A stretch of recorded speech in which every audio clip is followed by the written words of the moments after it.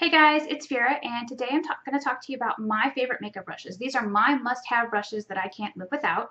Um, First off, I have a bunch of fiber optic brushes here. So this is an Ecotools brush, and I use it primarily as a finishing brush, but it can probably be used for stippling on foundation if you prefer to use it for that. As you can see, it's got two different lengths of bristles, which makes it really nice at applying like finishing powders, highlighters. Uh, this is another dual fiber brush that I have from Ecotools. I use this exclusively for highlighters.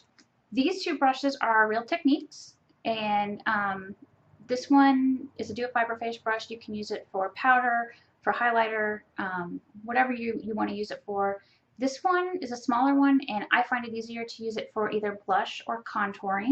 These brushes make it easier for me to apply finishing powders, blushes, and highlighters. So for that, I think they're awesome, and I can't live without them because I use them every day. I have several dual fiber eyeshadow brushes, and this is a crease brush. This is also a crease brush, and this is more like for a wash of color. This is Real Techniques. This is probably Crown, and I think this is Crown brush, but I love these products. I find it easier to apply color in the crease and get it to blend if I'm using this. Like I'll use this if I'm like deepening the crease with like a black or something, because it just makes it easier to use less product and to have it blend easier. So I find these awesome and essential. My favorite lid brushes are Too Faced, and these are from two different sets that I have from Too Faced Cosmetics, but they're super soft and they're great at applying color to the lid and letting me pack it on. This is another contour brush from Real Techniques, and I like it. That's what I use it for, is contouring. Yeah, and they recommend to use it for contour because it's a smaller and it makes it easier to fit it into the hollows of your cheeks. Right now, this is my favorite blending brush, and it's a Sephora brush, believe it or not. It's wet because I just cleaned it, but it's super soft. Before this, I always used the MAC 224, but my MAC 224s got scratchy, and I wasn't willing to rebuy another brush from MAC. So when I was searching for another brush, I found this from Sephora, and I really like it a lot because it's very soft, and it doesn't seem to feel scratchy at all whenever you're blending out colors in the crease and brow bone. This is my Ecotools highlighter brush. I've got about 6 of these. I use these not only for highlighting, I use them for a little bit for blending or applying crease color if I want a softer wash of color.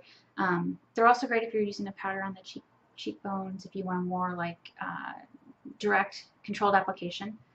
But these are awesome, and you know, they're the cute little whatever, and they're very easy for applying color to the brow bone and at the inner corner to highlight. Another favorite of mine is my Ecotools smudge brush. I use this when I'm smudging shadow along the upper or lower lash line. When I'm applying color to the lower lash line too, I find it easier to use this. And this is really good for detail work along the inner V. This is a Sigma pencil brush, and so I'll use this if I'm applying color like in the outer crease, and then I'll blend it out. I'll also use it to, if I'm trying to do a cut crease look, to smudge shadow on top of my eyeliner pencil in the crease, and it's good for smudging along the upper or lower lash line. This is a crease brush that I have from It Cosmetics, and I like this for applying color in the crease. It's also really nice for blending. It's a very, very soft brush. This is my Makeup Geek Smoky Eye Brush. I love this thing. It makes it so much easier if you apply your lighter color here and then your darker color here, and then you just smudge with this brush. It makes it a lot easier to get that perfect look and have the colors blend seamlessly. This is an awesome little brush. I'm so glad that Makeup Geek decided to make brushes. This is my Anastasia Lash Genius Duo brush thing. I own 2 of these. This is great for basically brushing your brows up and out, and this is great for filling in with powder. It's a really has a very tiny brush head, so it's a really nice brush. And like I said, I have 2 of these. When I left this one here and I was up in Chicago, I had to go buy another one because I could not be seen without having my brows done, and this brush makes it really easy to do my brows. I love it.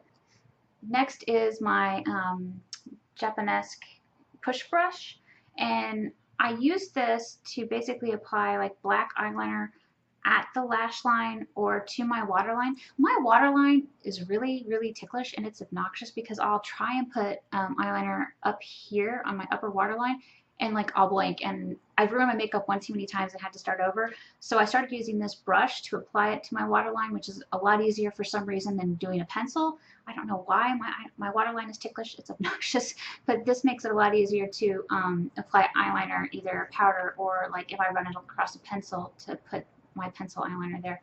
And it's so far a really nice brush. It doesn't shed, and I think it's my first Japanese brush, but it's a very nice brush. It does a really good job. It's really narrow, which is what you need to be able to get right up at the lash line. And if you have hooded eyes like mine, applying your liner like right at the lash line without actually lining on your lids will help your eyes to look bigger. So this is a great brush for that if you want to have bigger looking eyes, which I do.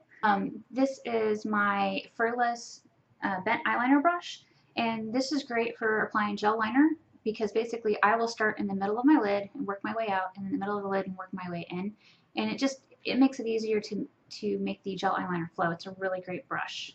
This is my lash and brow grooming blush from Furless Cosmetics, and I usually use this to apply my mascara. I'll run my mascara wand right across the tip and then comb up through my lashes that have already been curled. I really need to find another lash curler.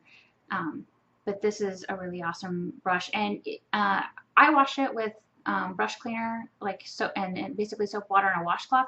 And I found that when I still have problems getting like the black mascara out from between the tines, that if I take some dental floss, I can get it out. So that's how I keep this thing clean. This is my Urban Decay optical blurring brush. I love this brush so much that I went out and bought a second one. It's great for applying liquid foundations. It also works well with powder foundations. It's just super soft, and I don't know, it does what it says. It lives up to its name. It blurs imperfections. It basically helps to minimize however it applies the foundation, it keeps however it applies the foundation, it minimizes pores and blurs the imperfections in your skin, and it does a really good job. I think it's a great brush. This is my Sigma F88 flat angle kabuki. This is a great brush with cream products. It works okay with liquids, but I like it best with cream. So like NARS foundation, or the NARS Cream Compact Foundation, it works really well. My Performance Colors product, it works really well. And I don't know what it is about the angle, but again, it like is able to blur out the imperfections in my skin, especially if I already put on a primer first. Then it's just like smooth sailing. My skin looks great. I love this brush. Last but not least, I really love my Beauty Junkies blending sponges, because they seem to be easier to take care of and clean than some of the other blending sponges that I have. I really love the shapes that they have, although as you can see, Phaedra loved this one. She ate it. Well, she ate most of it, but yeah, they're really great. This is what I used to apply my foundation today, so that's why it's like huge and swollen and wet. And I use this for my finishing powder, which is also why it's huge and swollen and wet. But between this and my other brushes, these are the ones that I consider must have, even if I'm not doing some of the techniques that require me to use them every day. I couldn't live without these brushes, so I'm really glad that I have them. Anyway, let me know what your must-have brushes are in the comments below. I can't wait to find out. Thanks for watching.